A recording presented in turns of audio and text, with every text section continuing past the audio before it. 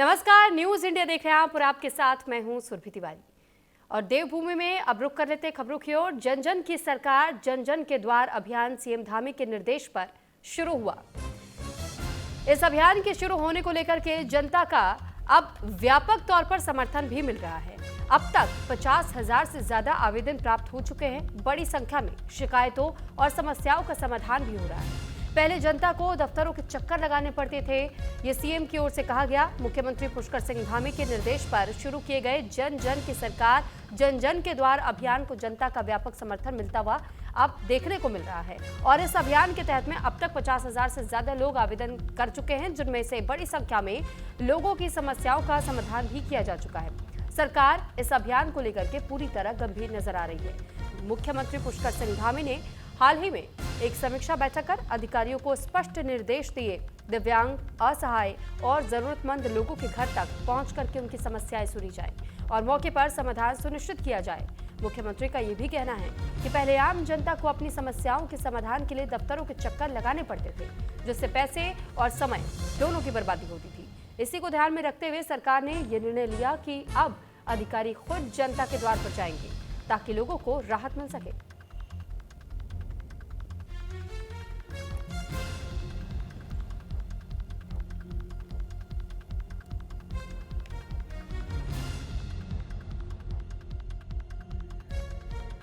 ये जन जन की सरकार जन जन के द्वार, इसका उद्देश्य है कि समाज के अंतिम दौर में रहने वाले हर एक व्यक्ति को शासन, राज्य सरकार, केंद्र सरकार की जो योजनाएं उनका लाभ मिले।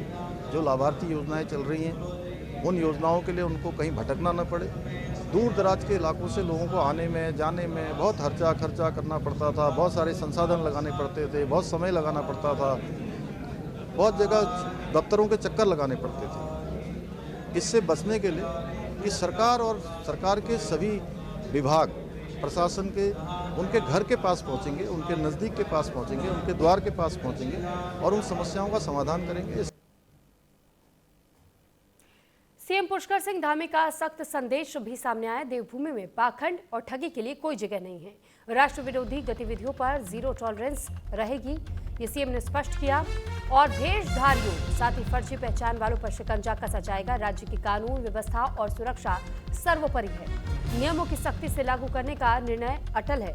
मुख्यमंत्री पुष्कर सिंह धामी ने साफ शब्दों में कहा कि देवभूमि उत्तराखंड में पाखंड, ठगी और राष्ट्र विरोधी गतिविधियों के लिए कोई स्थान नहीं है। उन्होंने बताया कि राज्य सरकार के चलाए जा रहे ऑपरेशन कालनेमी के तहत भेषधारियों, फर्जी पहचान के सहारे रह रहे तत्वों और अवैध रूप से निवास कर रहे बांग्लादेशी घुसपैठियों के खिलाफ सख्त और निरंतर कार्रवाई की जा रही है। मुख्यमंत्री ने जानकारी दी कि अब तक 10 बांग्लादेशी नागरिकों को डिपोर्ट किया जा चुका है, जबकि कई मामलों में कानूनी कार्रवाई की गई है। सीएम धामी ने स्पष्ट किया कि झूठे दस्तावेजों, फर्जी पहचान और धर्म की आड़ में कानून का उल्लंघन करने वालों के लिए उत्तराखंड में कोई जगह नहीं है।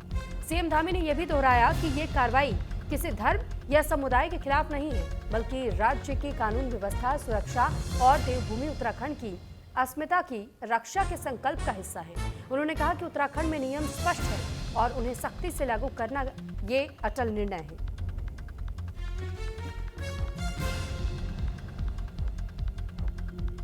तो फिलहाल देखिए, कालनेमी अभियान चलाया जा रहा है उत्तराखंड में और साथ ही साथ भेषधारियों से लगातार पूछताछ करते हुए कई ऐसे लोगों के बारे में भंडाफोड़ भी किया गया है जो कि पूरी तरीके से फर्जी भी निकले।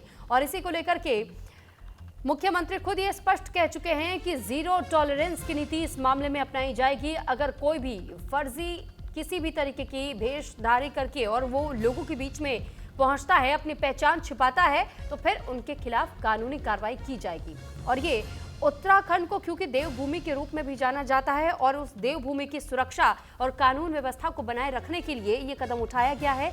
सीएम पुष्कर सिंह धामी की ओर से ये सख्त संदेश दिया गया है कि अगर ऐसा करता हुआ व्यक्ति कोई भी पाया जाता है जो कि पाखंड से जुड़ा हुआ हो, ठगी कर रहा हो या अपनी वेशभूषा किसी और तरीके की अपना करके और लोगों के बीच में अपनी अलग तरीके की पहचान उजागर करता है, तो फिर उनसे पूछताछ हो, उन पर कार्रवाई हो।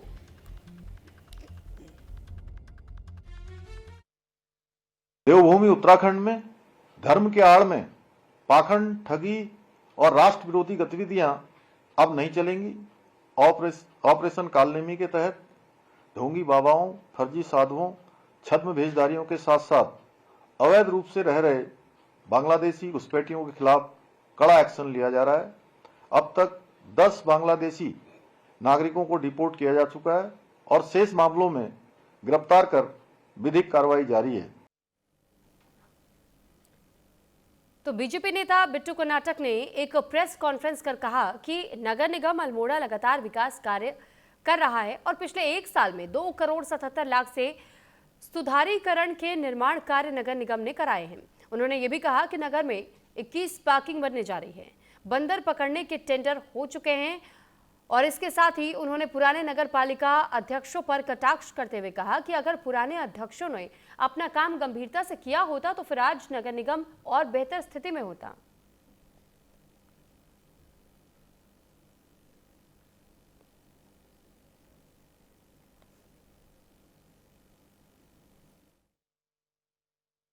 देखिए, नगर निगम सरकार ने बनाया और अभी क्षेत्र हमारा जिस हिसाब से नगर निगम के लिए होता है तो अभी पूर्ण रूप से क्षेत्रफल और जनसंख्या मानक होते हैं और उस आधार पर अभी हम क्षेत्रफल को नहीं बढ़ा पाए हैं। आने वाले समय में नगर निगम का विस्तारीकरण भी होगा। अगर पुराने लोगों ने जो लंबे समय तक पदों में बैठे थे कुछ काम किए होते तो आज नगर निगम नगर पालिकाओं की स्थिति।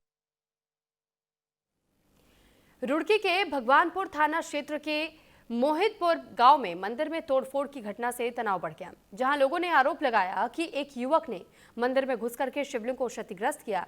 बता दें कि ग्रामीणों ने युवक को पकड़ करके उसके साथ मारपीट की। सूचना मिलते ही मौके पर पहुंची पुलिस ने युवक को भीड़ से छुड़ा करके हिरासत में लिया, जिसके बाद से गांव में तनाव बढ़ चुका है, जिसके लिए गांव में पुलिस बल तैनात किया गया है। वहीं पुलिस आरोपी से पूछताछ कर पूरे मामले की जांच पड़ताल में जुट गई है। साथ ही इलाके में शांति व्यवस्था बनाए रखने के लिए सतर्कता बढ़ाई गई है।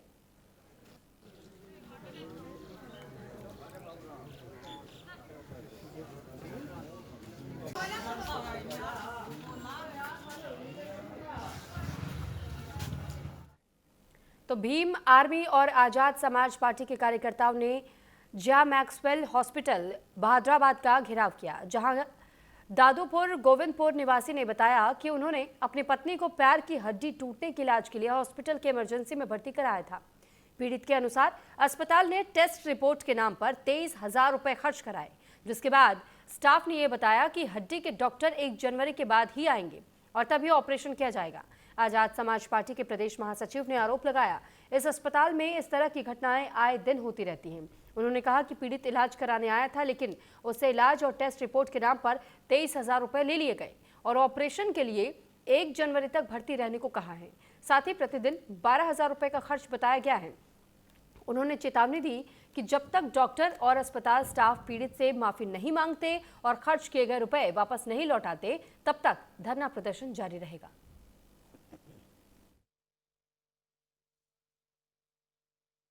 अस्पताल के जय मैक्सवेल हॉस्पिटल के पहले भी कई मामले आ चुके हैं, बल्कि एक मामला मेरे साथ गुजरा है आज से 1 महीना पहले। उसमें यह हुआ था, मेरी मम्मी को एकदम तबीयत खराब हुई तो मैं तुरंत जय मैक्सवेल हॉस्पिटल में इमरजेंसी में एडमिट करवाया और करवाने के बाद लगभग 2 घंटे हो गए, मेरी मम्मी होश में नहीं आई और जो मेरी वाइफ थी वो बेंच पर बैठ गई।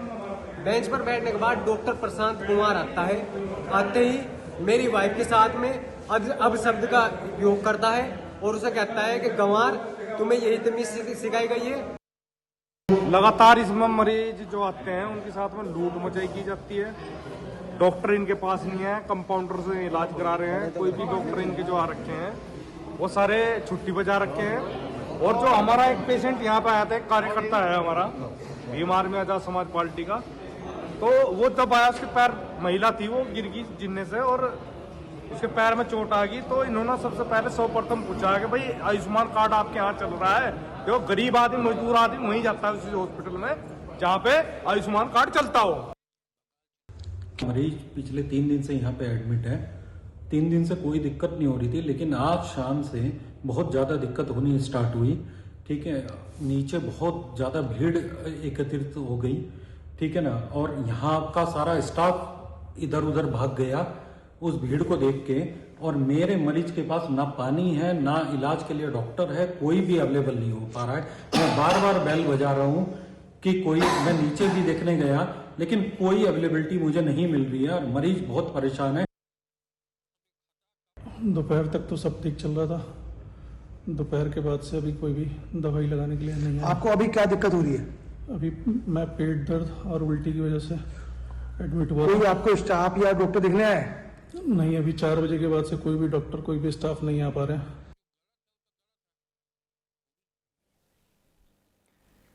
अल्मोड़ा में पहाड़ी उत्पादों को बढ़ावा देने के लिए उद्यान विभाग ने ऐतिहासिक मल्ला महल में पहाड़ी नींबू और माल्टा महोत्सव का आयोजन किया।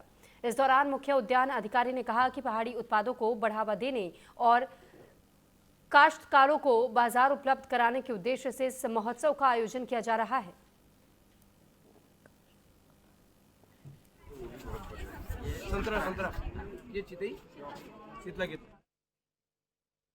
देखिए, आज हम लोग मल्ला महल में अल्मोड़ा में 1 दिवसीय माल्टा एवं नींबू वर्गीय फलों का महोत्सव आयोजित कर रहे हैं और इसका उद्देश्य ये है कि जो हमारा इसकी बागवानी है उसको कैसे हम एक अच्छे आयाम तक ले जा सकते हैं, उत्पादन और उत्पादकता से जुड़ी हुई जो भी समस्याएं हैं उसका कैसे हम निदान कर सकते हैं। उत्तराखंड में स्मार्ट सिटी परियोजना और नगर निगम की कार्यप्रणाली को लेकर के एक बार फिर से सियासत तेज हो गई है। जहां कांग्रेस की राष्ट्रीय प्रवक्ता सुजाता पॉल ने देहरादून में स्मार्ट सिटी के नाम पर व्यापक भ्रष्टाचार के आरोप लगाए। उन्होंने कहा कि धरातल पर कहीं भी स्मार्ट सिटी नजर नहीं आती, बल्कि इस योजना की आड़ में भ्रष्टाचार को बढ़ावा दिया जा रहा है। सुजाता पॉल ने आरोप लगाया कि सरकार और नगर निगम गरीब तबके को परेशान करने में पूरी तरह सक्षम नजर आ रहे हैं। उन्होंने विशेष तौर पर रेहड़ी पटरी वालों का जिक्र करते हुए कहा, सबसे गरीब वर्ग के साथ नाइंसाफी पूरे समाज पर धब्बा है। उन्होंने नगर निगम पर अवैध उगाही के गंभीर आरोप लगाते हुए इसे तुरंत बंद करने की मांग की।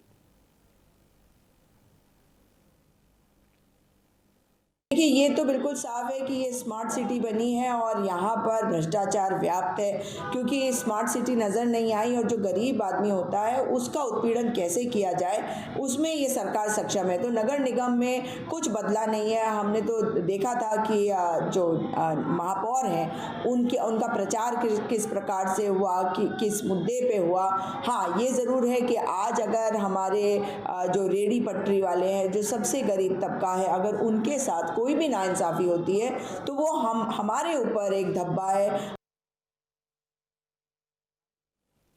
रुड़की के लक्सर में पटरी थाना क्षेत्र में पारिवारिक कलह के चलते युवक ने खतरनाक कदम उठाए, जहां शराब के नशे में धुत युवक मोबाइल टावर पर चढ़ गया, जिससे कि इलाके में अफरा तफरी मच गई। सूचना मिलते ही हरिद्वार पुलिस मौके पर पहुंची और रेस्क्यू ऑपरेशन चला करके युवक को सकुशल नीचे उतार लिया। पुलिस की तत्परता से बड़ा हादसा होने से टल गया। वहीं रेस्क्यू के बाद युवक की काउंसलिंग की गई। समझाइश के बाद युवक को परिजनों के सुपुर्द किया गया। बता दें कि पुलिस ने सूझबूझ, धैर्य और मानवीय संवेदनशीलता का परिचय दिया।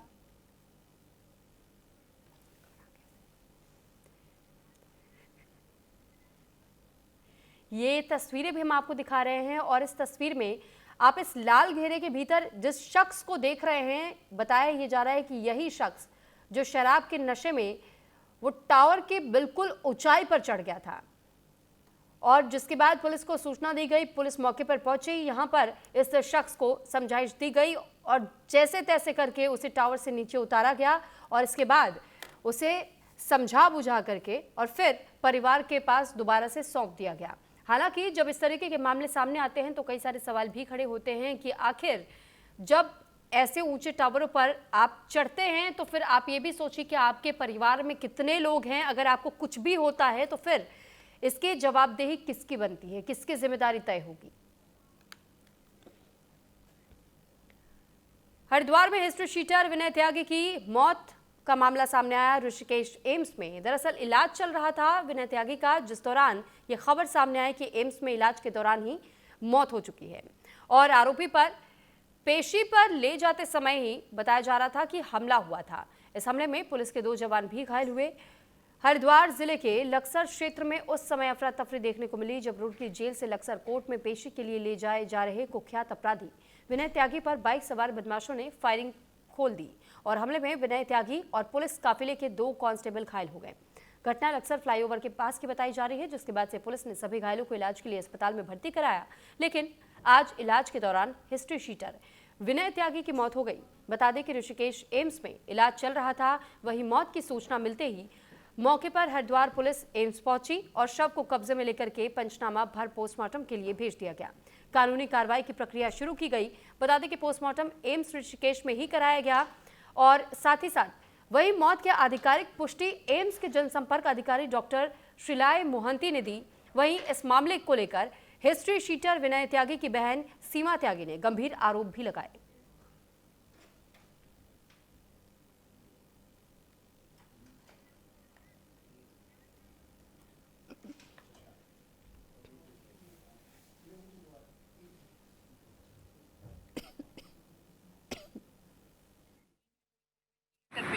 बहुत बुरी खतरे में है। डॉक्टर ने ये कहा है कि उसको खतरा है ना, और ये सब जो करा गया है, जो भी खतरा बता रहे हैं, ये स्थिति जानबूझ के साजिश के तहत लाई गई है।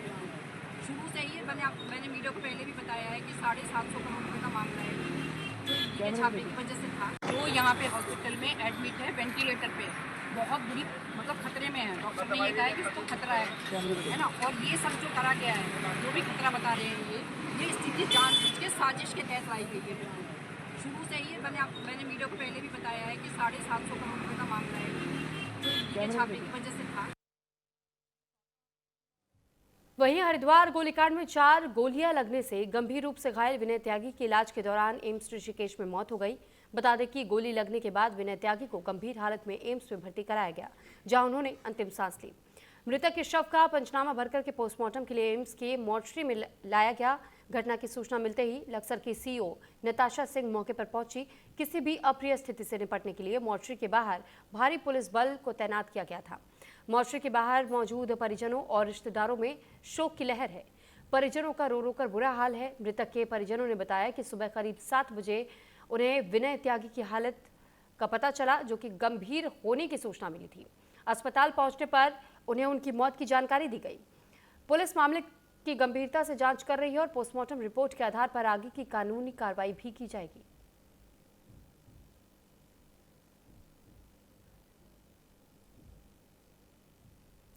तो फिलहाल एम्स मोर्चरी के बाहर की तस्वीरें भी हम आपको दिखा रहे हैं और बताया जा रहा है कि परिजनों की ओर से आरोप लगाया गया है कि गलत तरीके से जानबूझ करके ये मारा गया है, और हालांकि इसको लेकर के कानूनी कार्रवाई की मांग की जा रही है। लेकिन अब तक पुलिस की ओर से जो जानकारी सामने आई है, बताया जा रहा है कि पोस्टमार्टम रिपोर्ट आने का इंतजार किया जा रहा था। अब जब पोस्टमार्टम रिपोर्ट सामने आई है तो उसके बाद से आगे की कानूनी कार्रवाई उसी प्रक्रिया के तहत में आगे बढ़ाई जाएगी, और साथ ही साथ ये भी पता लगाया जाएगा कि जिस दौरान इलाज के लिए एम्स ऋषिकेश लाया गया था, उसके पहले क्या कुछ हुआ था, ये पूरी घटना किस तरीके से घटी थी और कौन कौन लोग इन्वॉल्व थे। क्योंकि बताया जा रहा था कि जिस वक्त गोली लगी विनय त्यागी को, उस वक्त कुछ बदमाशों की ओर से गोलियां चलाई गई थी।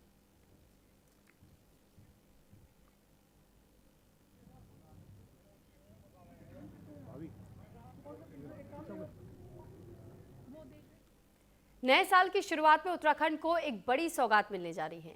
दिल्ली देहरादून एक्सप्रेसवे के उद्घाटन की तैयारियां तेज हो गई हैं। माना जा रहा है कि जनवरी 2026 में प्रधानमंत्री नरेंद्र मोदी इस महत्वाकांक्षी परियोजना का उद्घाटन कर सकते हैं। इसके लिए सड़क परिवहन और राजमार्ग मंत्रालय की ओर से प्रधानमंत्री कार्यालय से समय मांगा गया है। दिल्ली देहरादून एलिवेटेड रोड के चालू होते ही राजधानी दिल्ली से देहरादून का सफर मात्र 2.5 घंटे में पूरा हो सकेगा। इससे न सिर्फ आम जनता को बड़ी राहत मिलेगी, बल्कि पर्यटन और व्यापार को भी नया आयाम मिलेगा। मुख्यमंत्री पुष्कर सिंह धामी ने बताया कि दिल्ली देहरादून एलिवेटेड रोड का कार्य लगभग पूरा हो चुका है। मुख्यमंत्री ने कहा कि इस परियोजना से हरिद्वार, ऋषिकेश, देहरादून, मसूरी, धनौल्टी और विकासनगर समेत पूरे रीजन को सीधा लाभ मिलेगा। इसके लिए प्रधानमंत्री नरेंद्र मोदी और केंद्रीय सड़क परिवहन मंत्री का उत्तराखंड की जनता की ओर से धन्यवाद करता हूं।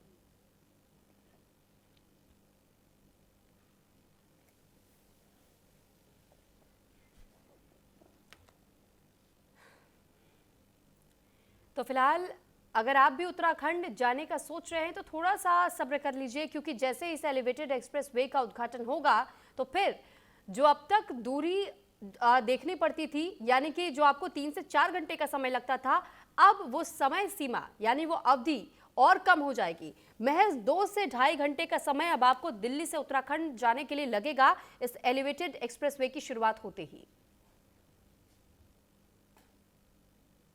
और कुछ एक जगह पर अगर रहा होगा तो थोड़ा बहुत रह गया होगा, उसका पूरे होते मुझे लगता है कि वो आम जनता को समर्पित हो जाएगा। हम आदरणीय प्रधानमंत्री जी का और आदरणीय सड़क परिवहन मंत्री जी का बहुत उत्तराखंड की जनता की तरफ से और उत्तराखंड के साथ साथ पूरे देश के लोग हरिद्वार, ऋषिकेश, देहरादून, मसूरी, धनौल्टी, विकासनगर, इस पूरे रीजन में आते हैं, उन सब की तरफ से भी, समस्त देशवासियों की तरफ से भी आदरणीय प्रधानमंत्री नरेंद्र मोदी जी का और आदरणीय नितिन गडकरी जी का। हरिद्वार के रानीपुर मोड़ कॉलोनी में सांभर हिरन का बच्चा भटक कर के आ गया था, जिसे देख करके पूरे इलाके में हड़कंप मच गया। वहीं स्थानीय लोगों ने तुरंत ही डायल 112 पर कॉल कर सूचना दी। बता दें कि वन मामले में पुलिस टीम ने सबसे पहले पहुंच करके स्थिति संभाली और सांभर के बच्चे को सुरक्षित तरीके से नियंत्रित किया गया। इसके बाद पुलिस ने वन विभाग को तत्काल सूचित किया। सूचना मिलते ही मौके पर पहुंची वन विभाग की टीम ने रेस्क्यू पूरा किया और बच्चे को सुरक्षित जंगल में छोड़ दिया गया, जिसके बाद से पुलिस ने लोगों से अपील की वन्य जीव दिखे तो तुरंत वन विभाग या 112 डायल को सूचना दे।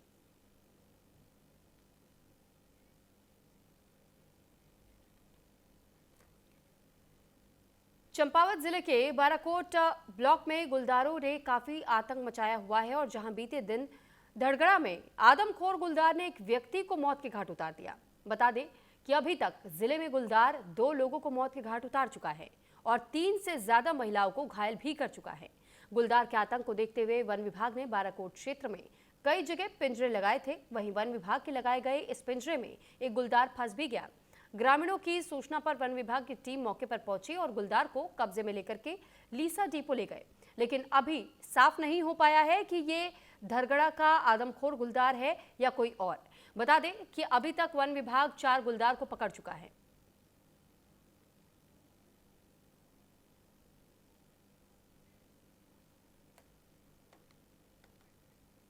किसानों की आय दुगनी करने को लेकर के राज्य सरकार में चल रही कई प्रकार की जो योजनाएं हैं, अब उसके मद्देनजर प्रदेश सरकार लाख दावे करती है, लेकिन प्रदेश के किसान आज भी धरातल पर प्रदर्शन करने के लिए मजबूर है। जहां राज्य सरकार ने कहा कि धान की फसल का भुगतान 24 से 48 घंटे के अंदर सीधे किसानों के खाते में कर दिया जाएगा, लेकिन उधम सिंह नगर के जसपुर में किसानों का भुगतान तो बहुत दूर की बात है। 2 से ढाई महीने बीत जाने के बावजूद भी किसानों का धान पोर्टल पर अभी तक चढ़ ही नहीं पाया है, जिसको लेकर किसानों में आक्रोश देखने को मिल रहा है। जिसके चलते आक्रोशित किसानों ने जसपुर के सुभाष चौक पर एकत्रित होकर के प्रदर्शन किया और साथ ही मांग की कि किसानों की धान की फसल का भुगतान प्रदेश सरकार जल्द से जल्द कराए, नहीं तो किसान प्रदर्शन लगातार करने के लिए बाध्य होंगे।